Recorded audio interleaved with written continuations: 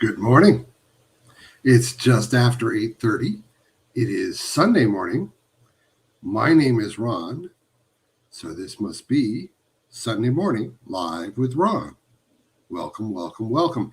Even if you're here live, and I see somebody did join me live on Facebook, and I haven't seen anybody on Instagram yet, but I've got 2 likes and only 1 person. That's a good deal. That person must like me a lot. So take that down. This is Sunday Morning Live with Ron. It's no longer the 1st. Wow. Ron wasn't ready, was he? It is, in fact, the 29th. Why so long, you ask? Well, you'll see a little bit about that when we get to the new pictures this week. So what did we do? It's Sunday morning. It's live. It's Ron. So that means basically anything could happen. But normally what we do is I'll be showing you the 4 new pieces that are going into my gallery tomorrow morning. And we'll be going through those and talk about when I took them and where and how and all that good stuff. And then we're going to start our lesson. We're going to continue to look at the exposure triangle. There it is right there. And today we're going to be talking about this side over here. You can't actually see my cursor on here. Well, that is too bad. Okay, we're going to be talking about aperture.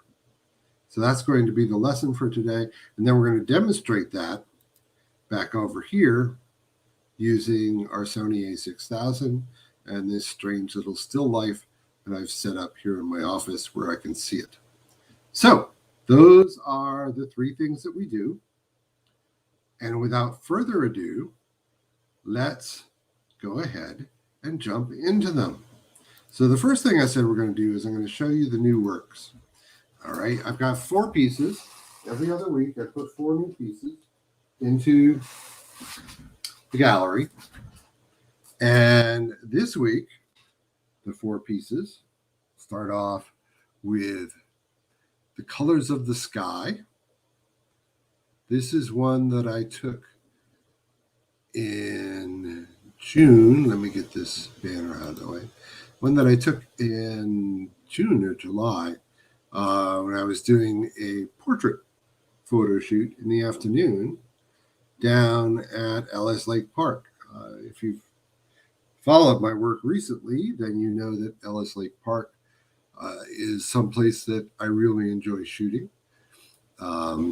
Part of that being is that there's a paved sidewalk all the way around it, and I can get close to great scenes like this without getting off of the pavement with my cart that I lug around with all my photo equipment when I'm shooting. So the other reason is it's a nice little park.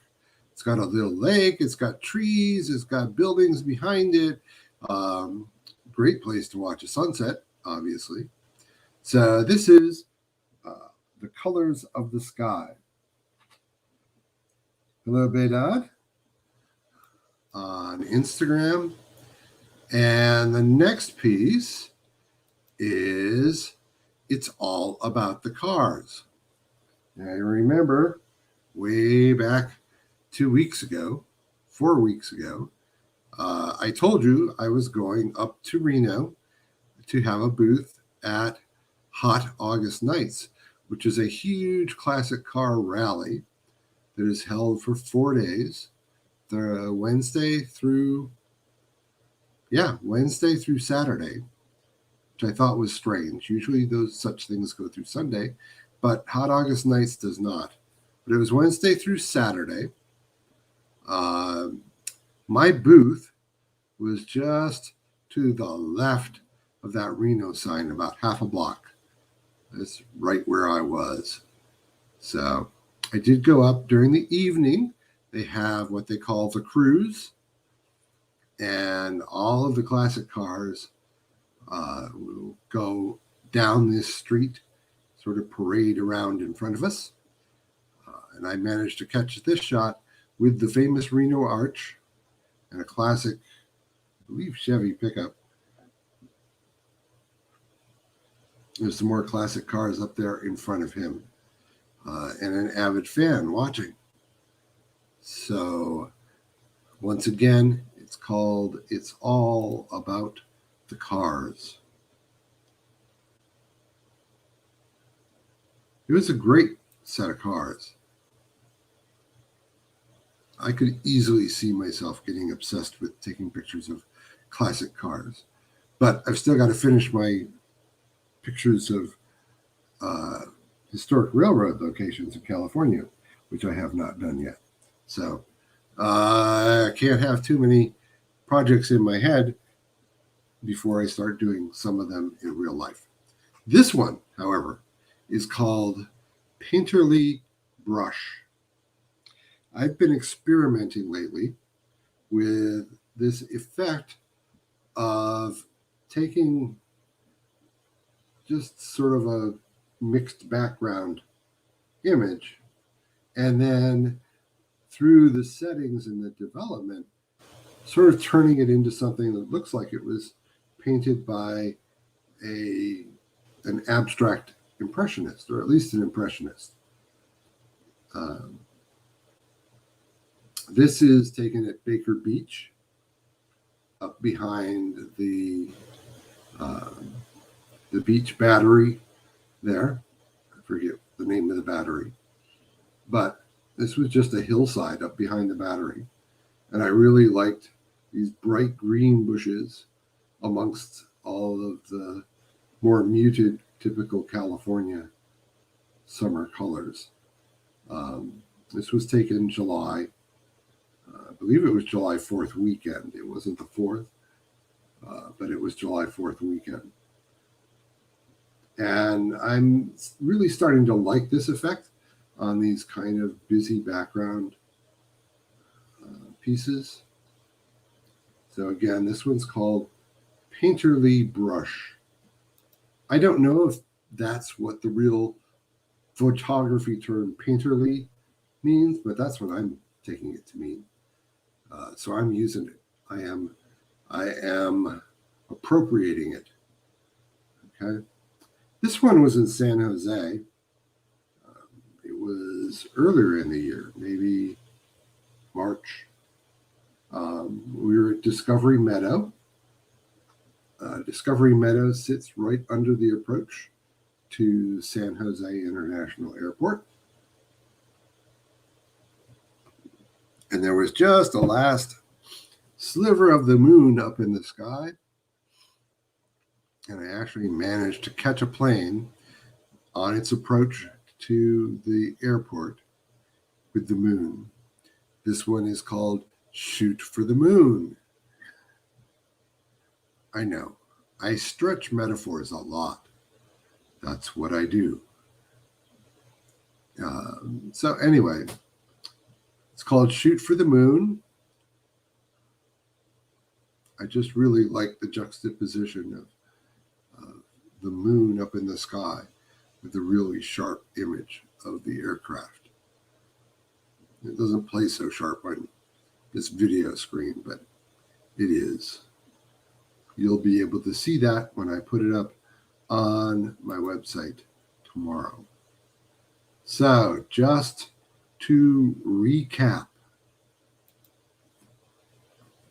the colors of the sky, sunset at Ellis Park.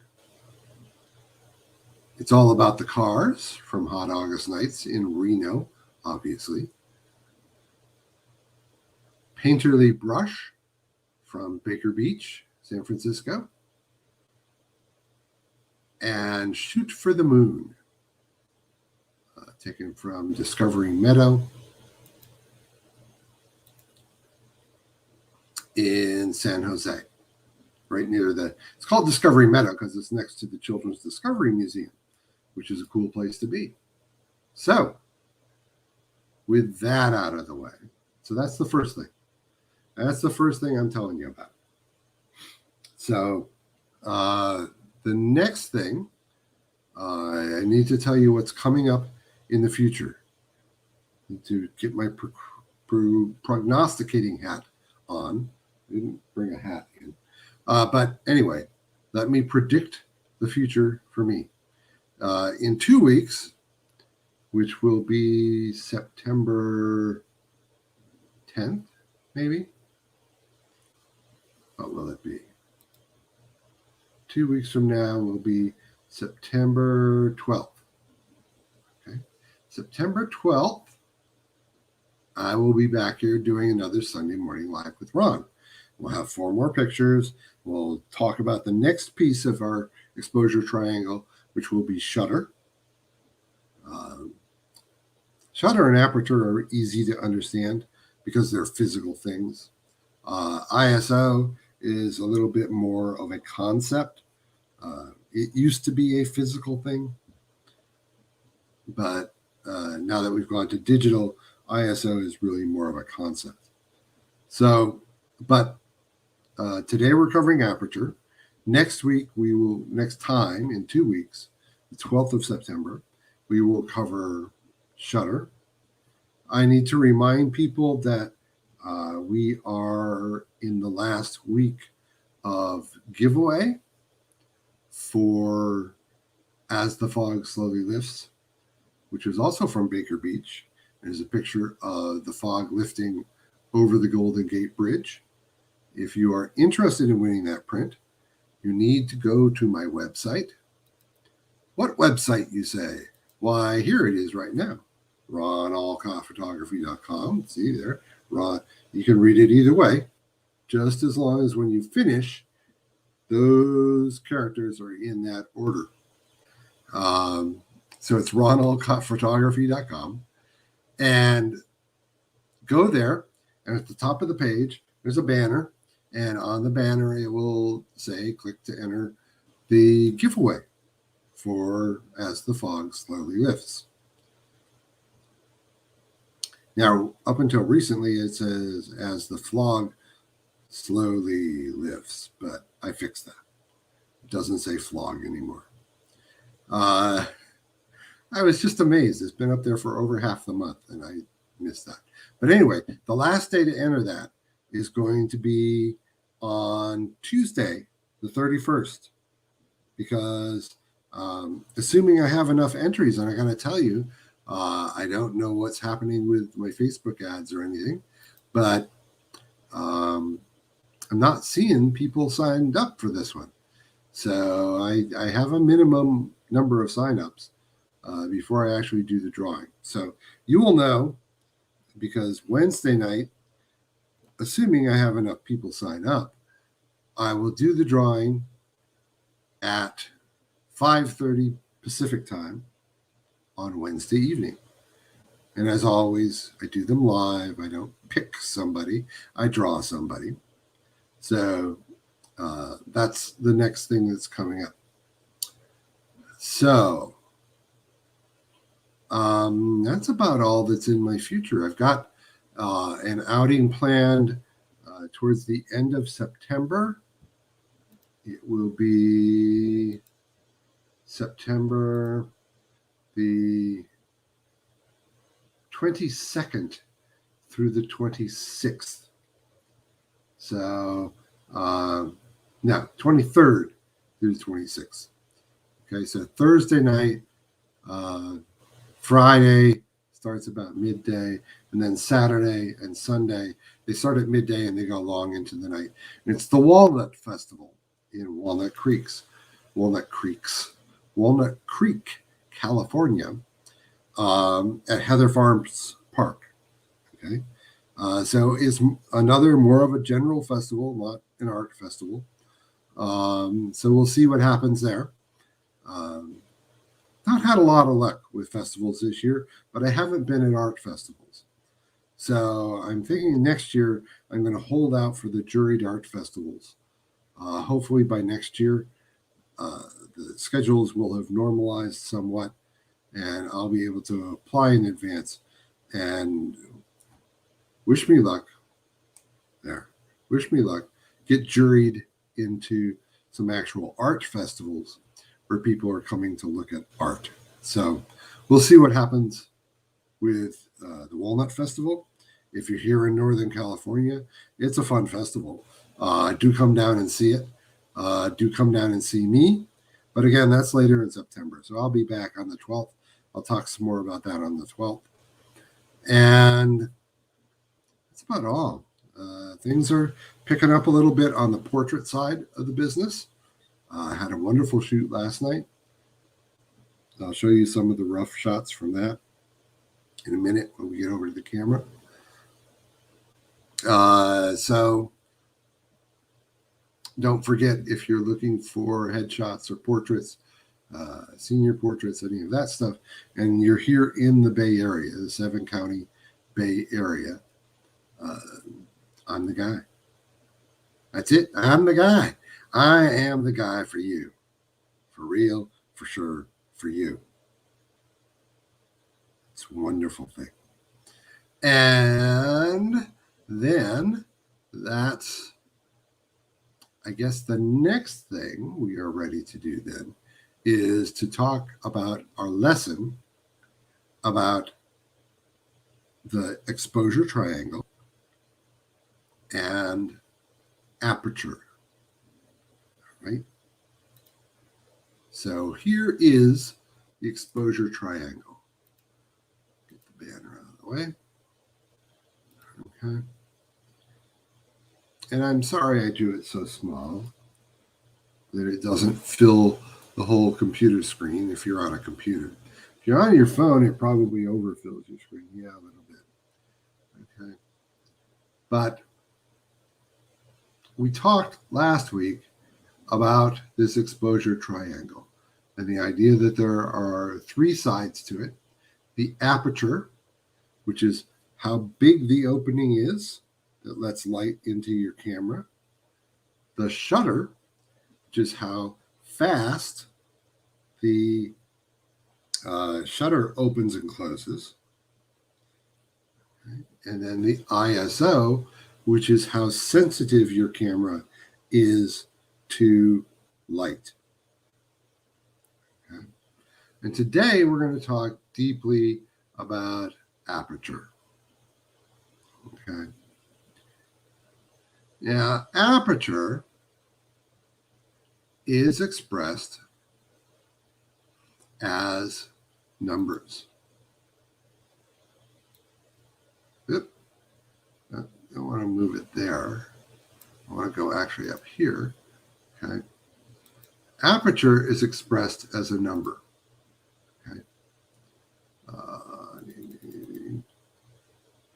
And you'll often see it expressed as something like this. F with a slash, 1.8. Don't know why it's F. I should look that up sometime. Okay.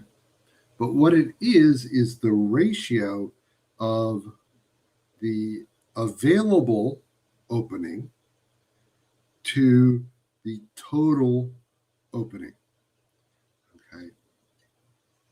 So if you have F1, okay, then your opening is 1 over 1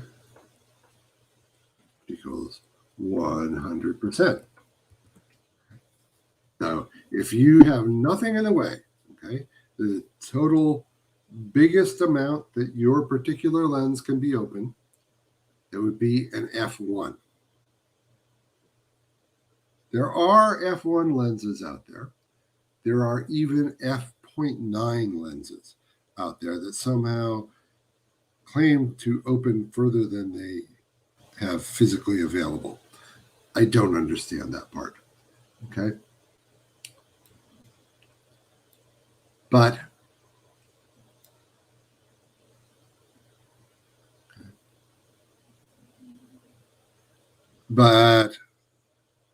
what actually usually happens is you get some fraction. Okay. Now, the lens that came with my camera only goes to an f3.5.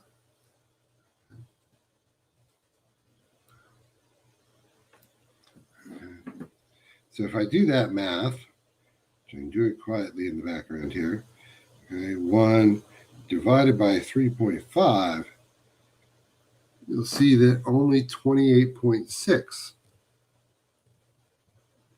of the available opening is available. Why is this? I mean, that doesn't sound like very much. I mean, that's all. It's like almost down to just a quarter of the available space. It's because the mechanics of getting that mechanical aperture larger and larger, okay, getting that f-stop number smaller and smaller, are very expensive. Okay, turns out you can do a 3.5 relatively inexpensively. So that's the lens that came with my camera.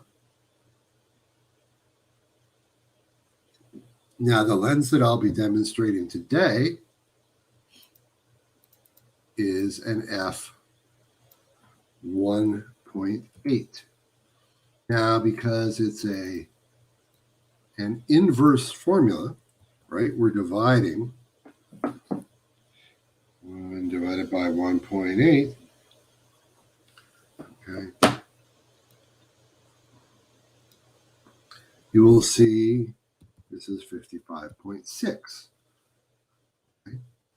So almost 60% of the available opening is available. Okay. So that's just what it means.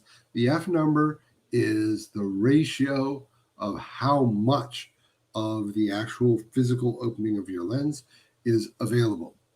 Okay.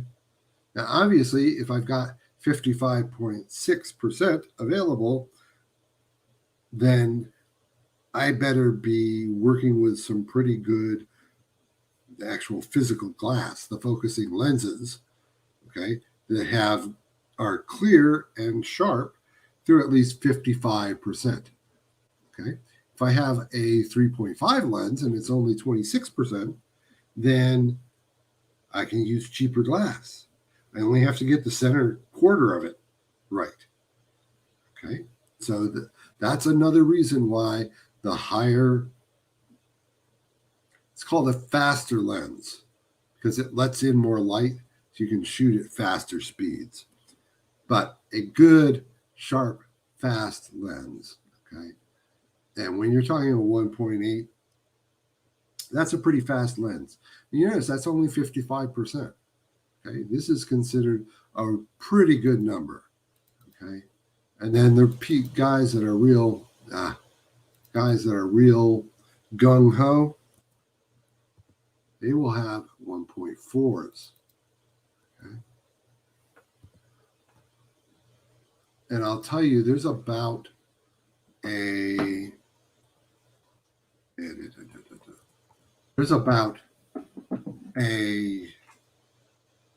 50% increase in the cost of a lens.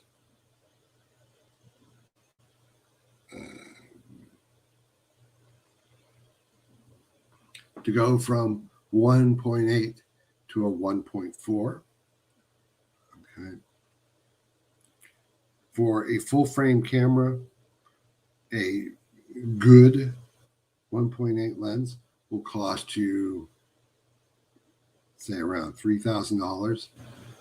A good 1.4 lens will cost you around $4,500. Okay, so the lower your f-stop, okay, the lower numbers means more wide open. Okay, and this one turns out to be 71.4. So we just went, it doesn't seem like much, right? We went from 0.8 to 0.4, okay? But you notice we got almost a 50% increase in the available era of our lens. So that's what the numbers all mean. What is the effect? Okay. Well, the primary reason for messing around with the aperture is what we call, you'll see it references DOF, stands for depth of field. Depth of field is a relative term that talks about how much of the image in front of your camera is in focus. Because you're always focusing on something. So that piece should be in focus. The question is how much in front of and behind that piece will also be in focus. The lower this number, the shallower your depth of field. Okay? And you'll see when we get to the demo with my f1.8, my depth of field at a range of about 3 feet or so is about a half an inch. Okay? So at 1.4, that would come down to maybe a quarter of an inch. Okay, so you get very, very shallow depth of field. And what the practical effect of that is that everything in front of and behind that is not in focus. And the further behind it is, the more not in focus it is. Okay? And that's an effect called bokeh. It's also called bokeh. Okay. Either way, it means the same thing, but it's spelled like this. Pretentious folks like to call it bokeh. I always saw it phonetically. First time I saw it, it was laid out as bokeh. But either term is correct. It's the same word. Okay? And with a shallow depth of field, you get that really, really soft background. Okay.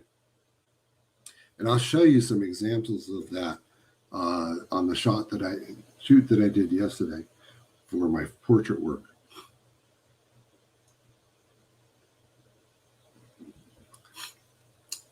So,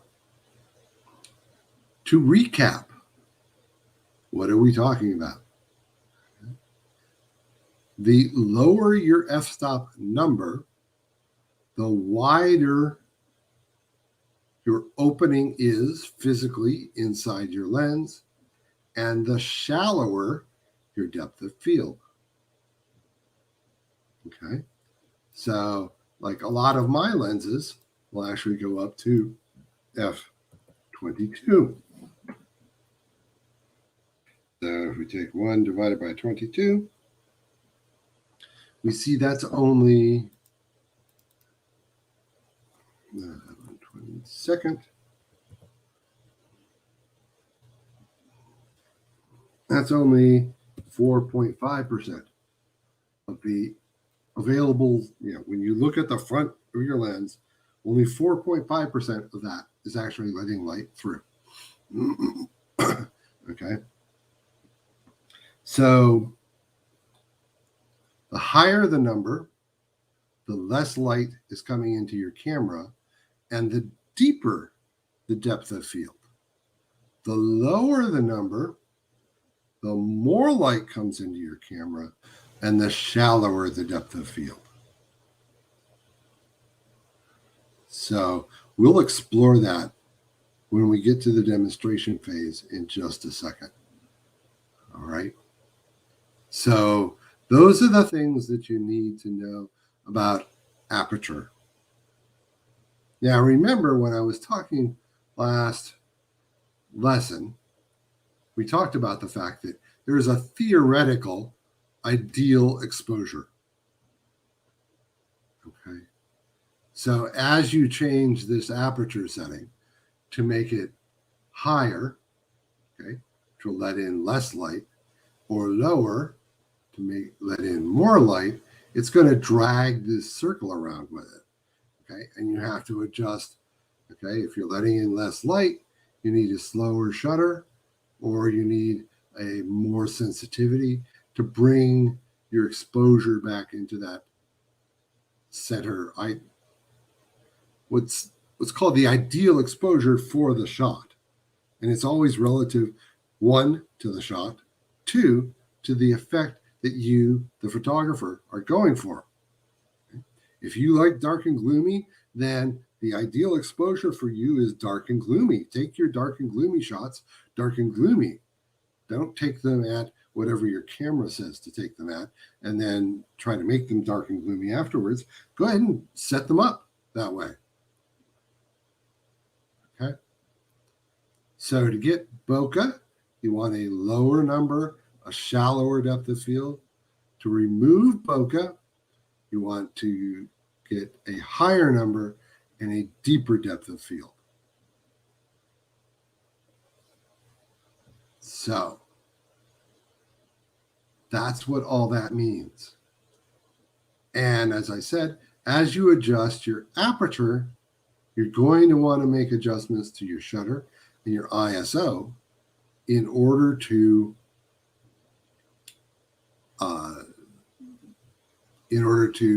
adjust and get your circle back to that ideal exposure. There. Hopefully, I didn't confuse you too much. Okay. Those are not, some people are like, well, I can't do all these technical, not technical terms. It's just a new word. Okay. 2 new words, 2 new ideas. One, the idea of bokeh, which is just the softness in front of and behind your subject when you take a picture. Okay, that's all bokeh means, or bokeh. You can say it either way. Instructors I'm listening to now call it bokeh, but I've mostly said bokeh up to this point. So either way works right. I know because I do it either way. But meanwhile, thanks. What happened to my Instagram?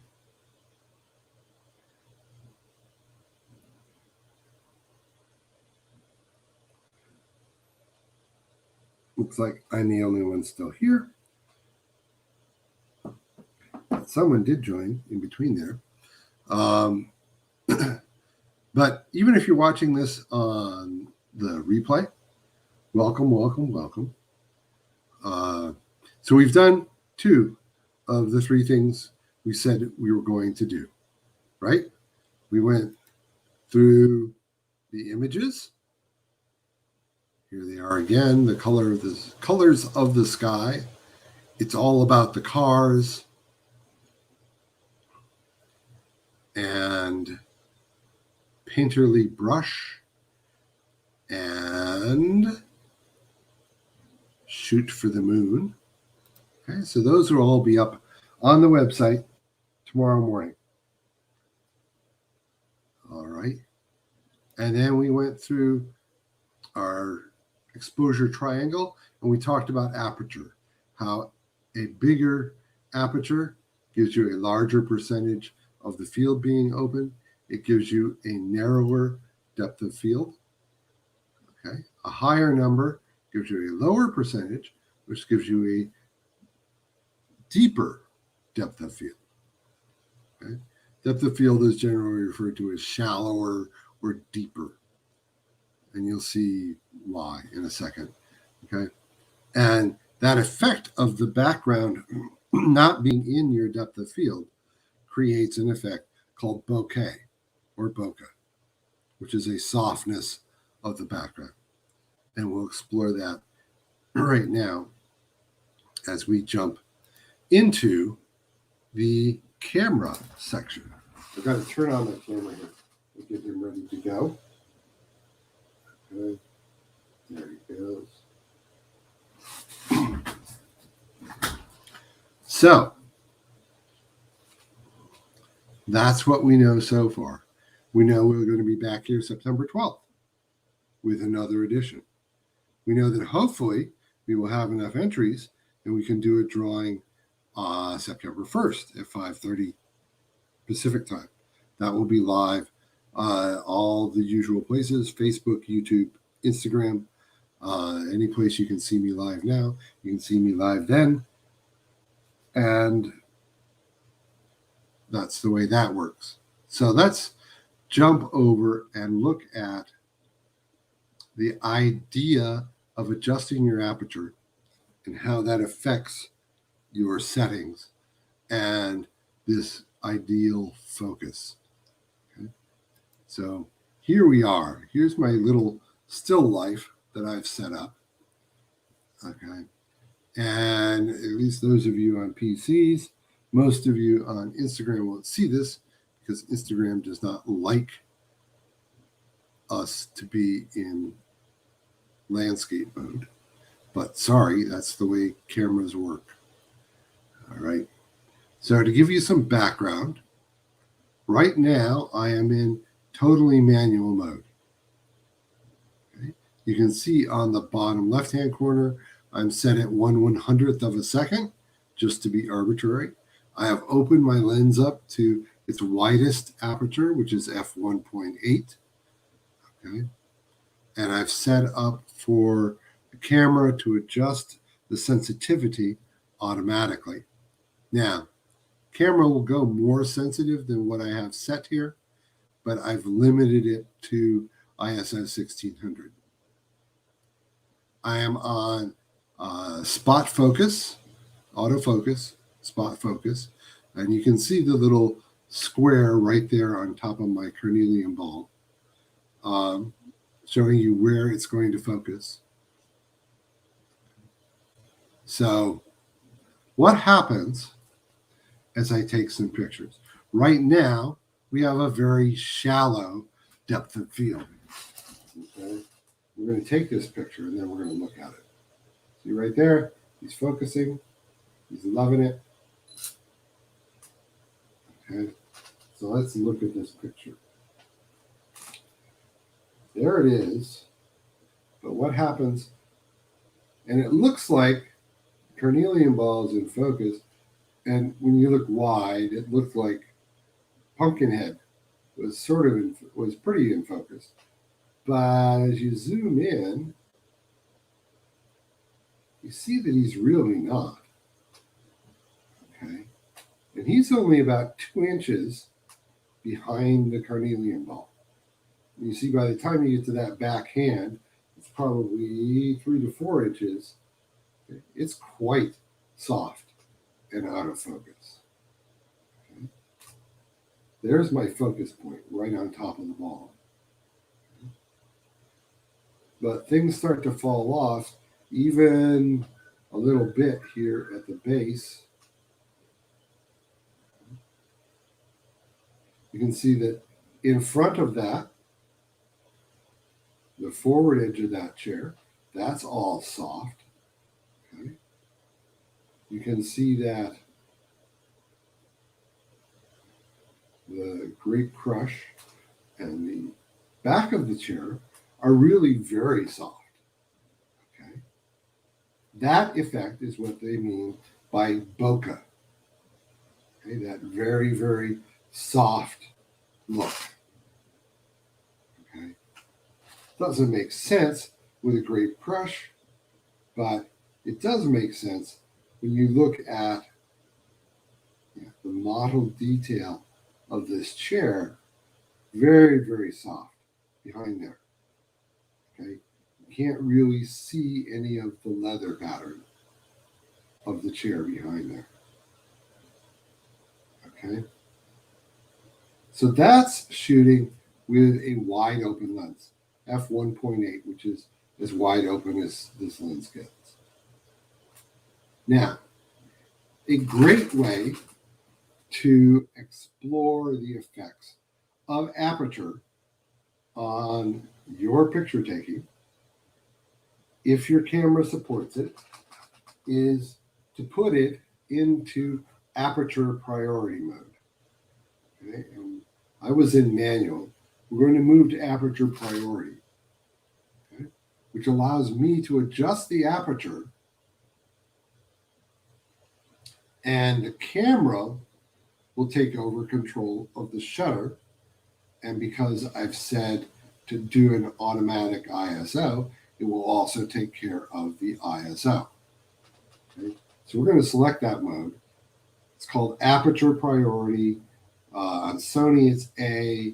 I believe on Canon and Nikon, it's AP.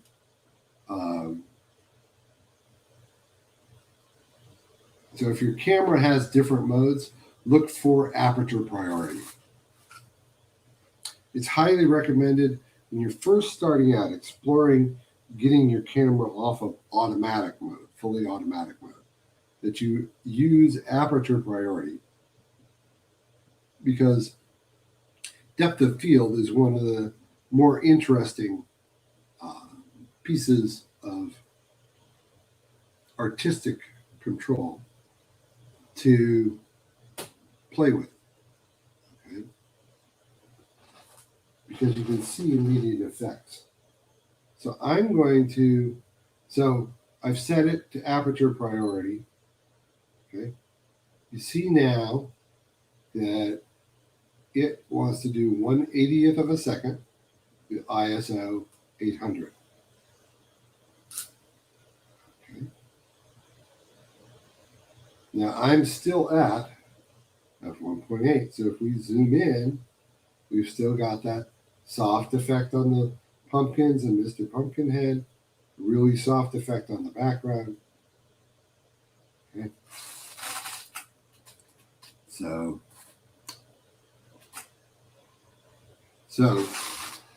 we haven't changed anything except that we let the camera take over. We already had it taking over on the ISO. We let it take over the shutter too.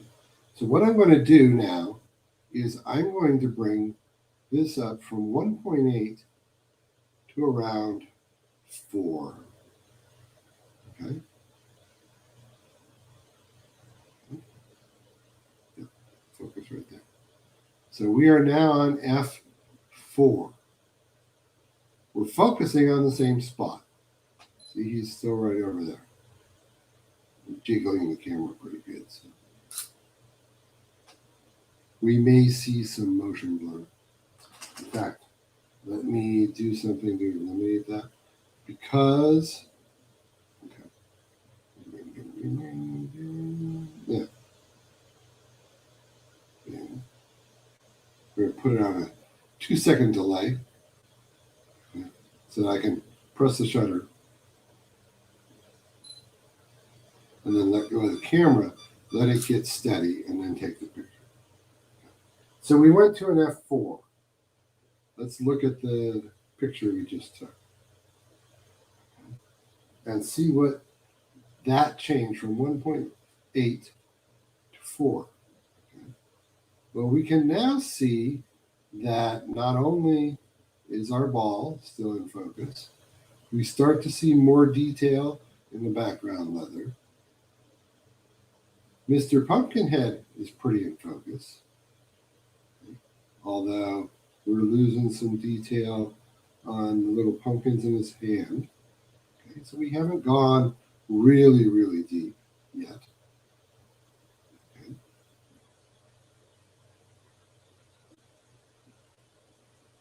We definitely have some sharpening of the background there with the Great Crush in the background.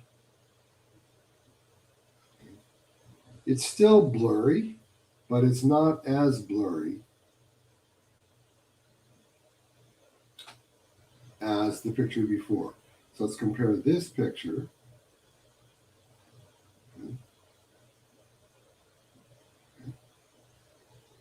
with this picture. See, we changed from 1.8, where you can't even begin to see that that is a crush word on the back there, to now, if you squint, you can make out that it says crush. So what we did is we decreased the amount of light coming into the camera by going from f1.8 to f4. Notice that we also went from ISO 800 to ISO 1600, and we went from 1/80th of a second to half that speed, 1/40th of a second. Okay, because I'm in aperture mode, the camera is automatically adjusting that shutter and the ISO for me. Now I have set the limits on my ISO to 1600. So when we make the next change, we're going to jump up here now to F8. Okay. Change our settings up to F8. Okay. Still focusing on our same point. Okay.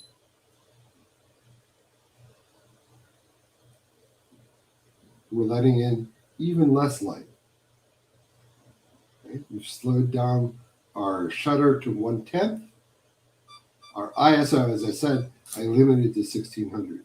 It would have gone higher ISO, but when we get to that, you'll realize that higher ISO means you get more grain. We'll talk about that. We'll talk about ISO. But, okay, so what does that look like when we start to zoom in on it? Here we go. All right. Well, now we've got pretty good detail on both the pumpkins that he's holding. All right. He's sharp. Of course, our ball is sharp.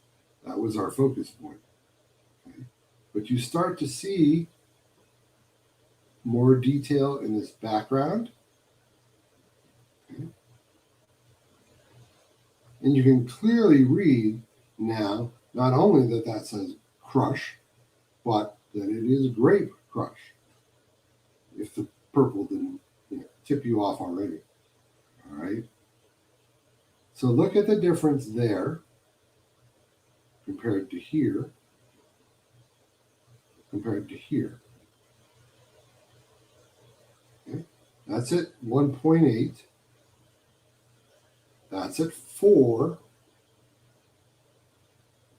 That's at 8. Okay. Again, 1.8, 4, F8. So if we want a big depth of field, for example, we're doing landscape work. For my landscape work, I always start at least F11. Now, most of my landscape work is not in my dimly lit office. Okay, most of my landscape work is done outside, where distances are much greater. So all of these things are relative. Okay, so at 3 feet, my depth of field at 1.8 may be about an inch. Okay? At 2 miles, my depth of field at 1.8 is probably about 3 feet. Just as you'll see here, when I use the F11, okay,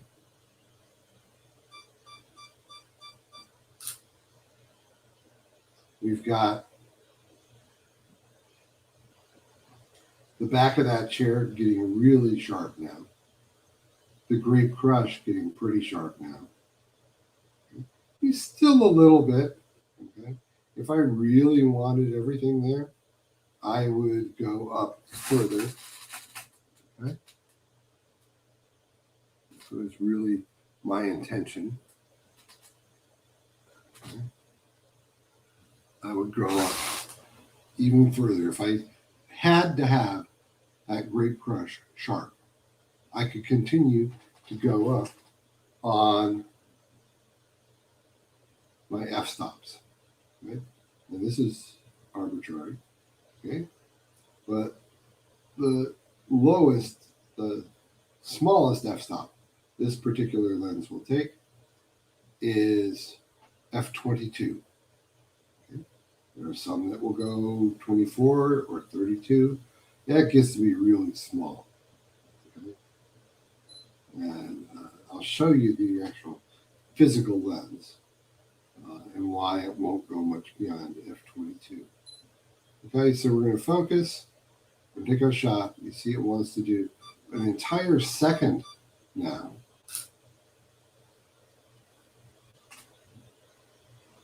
To review that. Okay. But now, as we zoom in, he's sharp. The background is sharp.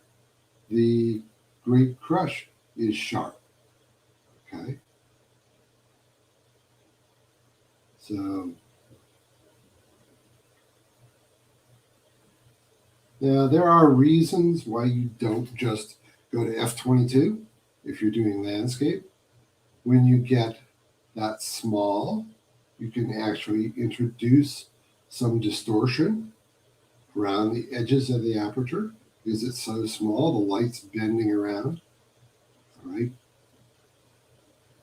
So, generally speaking, general rules, a place to start playing. Okay. These are not laws, these are not rules, it's just a place to start playing. Okay. So, if I am shooting a group of people, okay, and they're on different planes, they're different distances away from the camera, or if I'm shooting landscapes where I want to have, you know, some of the foreground and far off into the background, I will start at f11. Okay. If I'm doing a smaller group, like a family group, I will start at f8. So 8, 11. If I'm doing my artistic stuff with portraits, I usually start at f4, and I usually don't go more than f2.8. Okay? If I was doing real artistic stuff, I would go all the way down to the 1.8. But at 1.8 and the distances that you're shooting for portraits, generally speaking, if you have things focused right on someone's eyeball at f1.8, then by the time you get to their ears, focus is visibly starting to fall off, and you start to get that bokeh effect. All right. So now I promise to show you some of this out in the world. Okay. So here's some shots that I took yesterday. Okay. These were shot at f2.8. If you zoom in, see their faces are pretty sharp.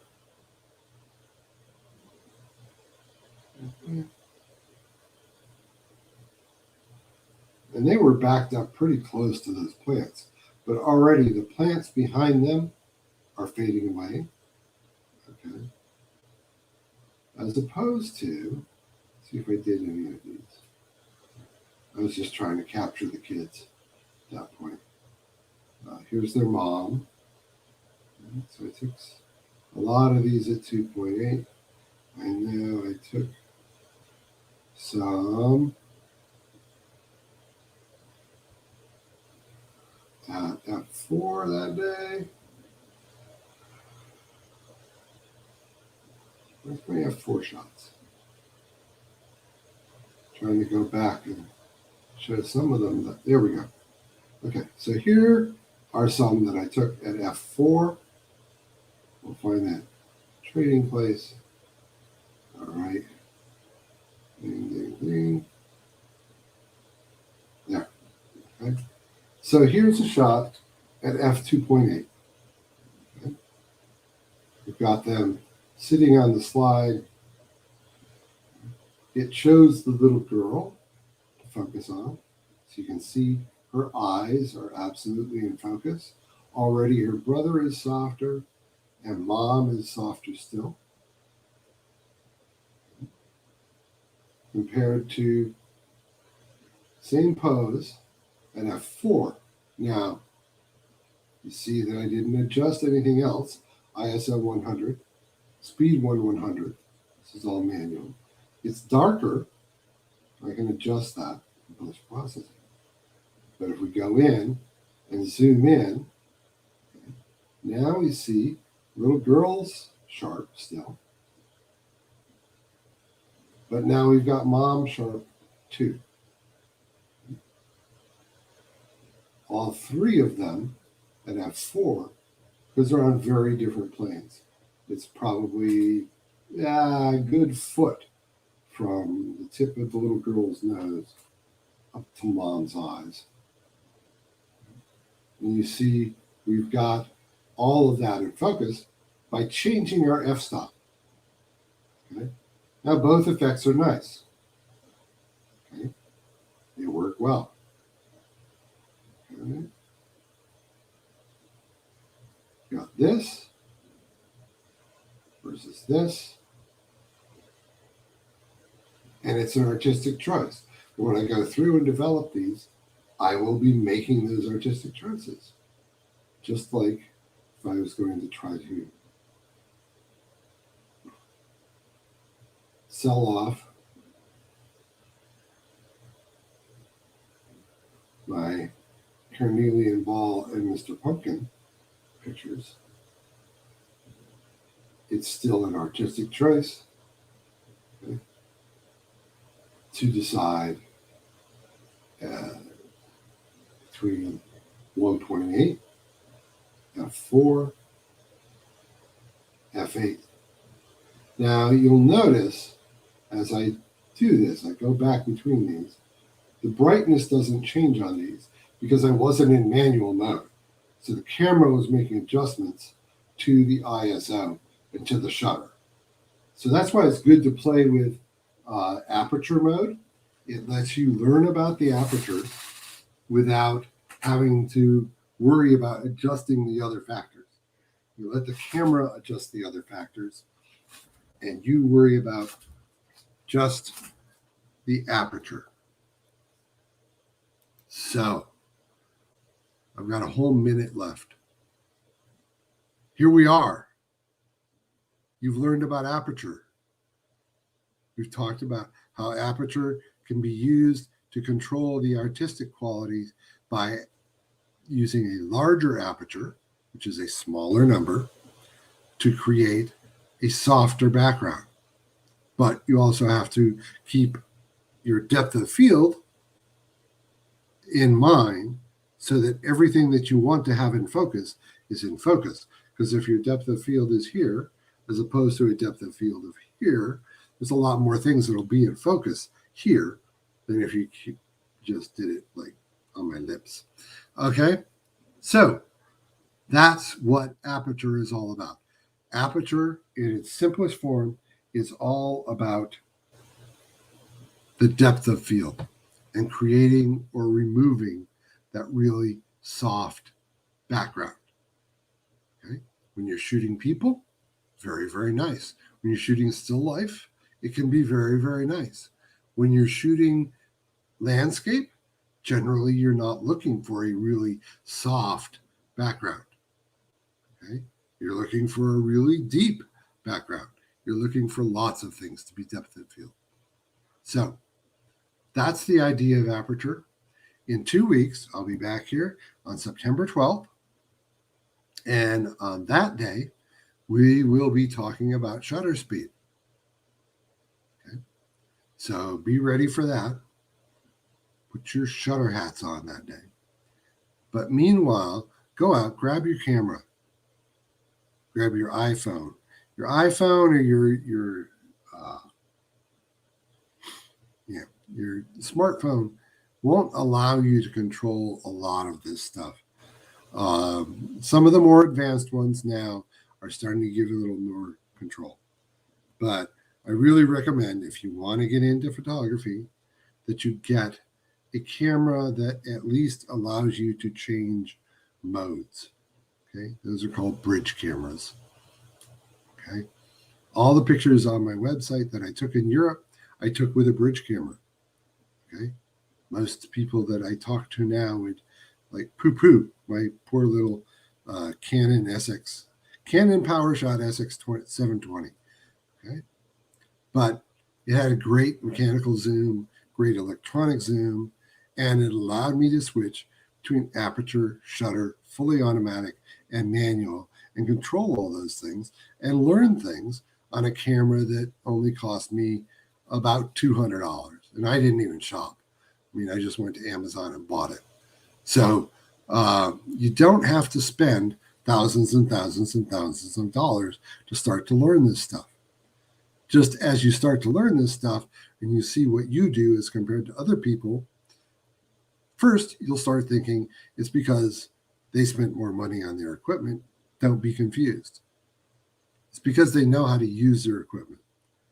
As I said, everything that I have on my site from Europe was shot with that $200 camera. Okay? And I'm selling it on my professional fine art gallery. So it's all about the photographer, but the photographer has to learn their craft. And part of learning your craft is learning how the equipment operates. And one of those key operations is going to be learning how to control your aperture. Meanwhile, we will see you in 2 weeks on September 12th. Hopefully, we'll see you on September 1st if we have enough people for the drawing. And hopefully, it won't be 100 degrees for very many more days. And hopefully, you're doing well. And in the meantime, you be good to yourself. Be kind to other people and become the person that you would like to meet. Peace out.